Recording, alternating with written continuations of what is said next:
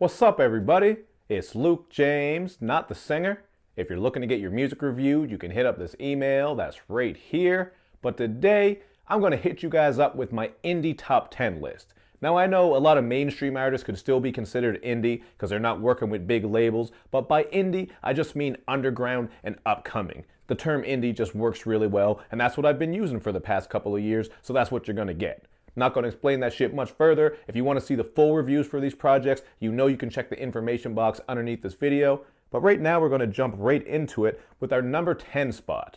This spot goes to Knox's album called Eardrugs. As far as technical skills go, I think Knox was just snapping all over this. I really like his flows and rhyme schemes, and he has some nice sample-based production choices on here as well. I would like to hear him get a bit more personal with the content, but he actually released a freestyle over top of Kendrick Lamar's Duckworth instrumental, and that's just what he did, man. This was actually after Eardrugs, but that shit was fire and he snapped on it. Really shows you what he's capable of, so I'm curious to hear what he's gonna do next, man. He's got the technical skill down pat, so he's a dope-ass rapper. Just gotta bring some more, unique qualities to the table, spit about your own story and all those things. So I'm really fucking with Knox right now.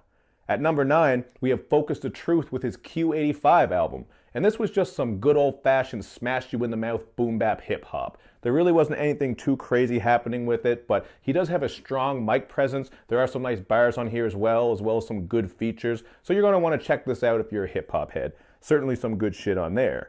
And sliding into the number 8 spot is 6:23 a.m.'s album called Heav Reps Will Travel.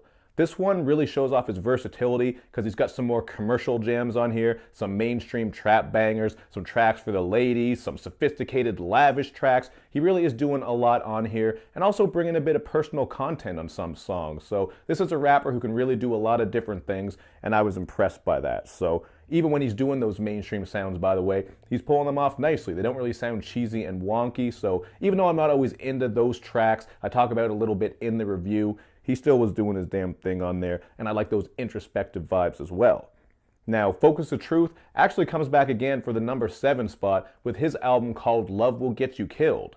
This time around, he went with a more smooth and melodic sound, so I really appreciated that, man. He was showing that he could do different sounds and that he could experiment with different styles. This just sounds way different than Q85, and I think this one is better than that because of how different it is. There really are a lot of unique things happening here, and you get a lot of content about love and all those types of things. So between Q85 and this album, I think if he can blend those two styles perfectly, he'll really make a mark in 2018. So we're going to see what happens. Now at the number 6 spot, we got Rod McCoy's album Contradiction. This is another one that has some dope-ass sample-based production, so I gotta shout out Bryzone YBP for coming through with that. And Rod is coming through with all kinds of great content. A little bit of personal stuff on here, he's keeping it country, and also rapping a little bit about trials and tribulations in the rap game. So you're gonna get some tracks for the smokers on here as well, keeping it nice and smooth, and of course some good old-fashioned game, man. Rod is really coming through with some gems on this thing, so make sure you check it out. Now kicking off the top 5 is C.H.A.D with his Red Pill, Blue Pill album. This was pretty cool because it was a double disc and he pulled it off really nicely. It is not easy to make a great double disc, but I think he did just that. Part of the reason why I fuck with this is because it's sort of separated. You got the Red Pill, which is more about the social commentary, got some deeper content on there, and then with the Blue Pill, he's just bringing you some filthy ass bangers and catchy songs. He's just showing you that he can do different styles between these two discs, and he does it very well. So you definitely want to check this out. I think there's a little bit of something for everybody on there, so this is definitely a good album. And at number 4, we have the Empty Houses album called The New Day. This shit right here is so smooth. I love the live saxophone that kicks in throughout a lot of these tracks. And what I like about this the most is the catchy vocals, man. There are all kinds of catchy ad-libs, sing-songy moments, and flows. And that's something that really made me come back to this one a lot. It doesn't get too heavy. There aren't really any bangers on it. I mean, you get a little bit of bass on some of these tracks or whatever, but you're not getting like trap bangers, anything like that. It's just very smooth, melodic, and catchy. I absolutely fuck with this one. So I'm really curious to hear what they're going to do in 2018. Hopefully they're still making music together because this project was dope. And at the number 3 spot, we have Samurai Shin's EP called The Prelude. This is just a short little compilation. It's only a little over 20 minutes, so I don't have too much to say about it. But basically, you're getting some very smooth instrumentals on here. They might remind you of Nujabes, who did a lot of beats for Samurai Champloo.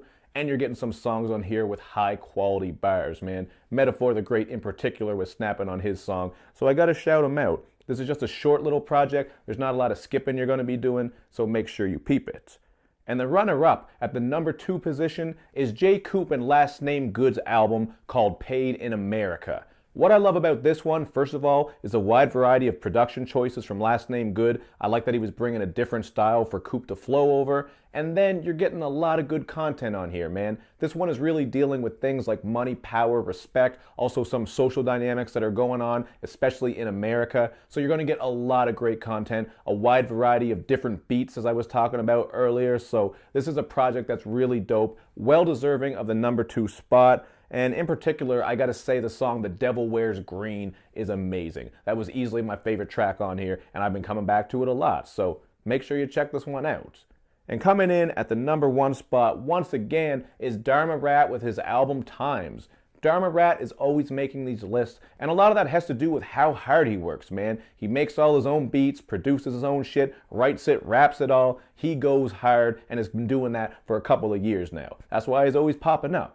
This is another project where he's getting very personal. He is just so honest on this about everything, including his own shortcomings, mistakes, and failings. And that's something that I really appreciate from any artist. There's tons of great content on here. Fucks with that. The beats, just like a lot of these other projects I've talked about, you're getting a wide variety of stuff. Some bass-heavy jams, some smoother jams, some sample-based shit. He really is coming through with a lot of different things on here. There's also some great storytelling, so you know what? It just feels like he poured his heart and soul into this project, and it really shows. So, Dharma Rat Times, number 1 indie, underground, upcoming, whatever you want to call it, project of the year.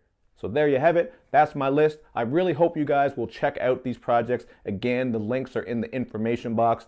And I also have an indie playlist. Maybe I'll post that at the top of the comment section so you can see it. These are acts that are really working hard and trying to come up, make some money, do their damn thing, and keep it going, so they need your support. Make sure you peep them and show them love. And of course, show me love too. You know where all my social media sites are at. Swing by there, give me some posts, likes, follows, comments, whatever it is. Thank you for watching. Support indie. Keep it going in 2018. Hit me up if you want a review. And I will see you next time.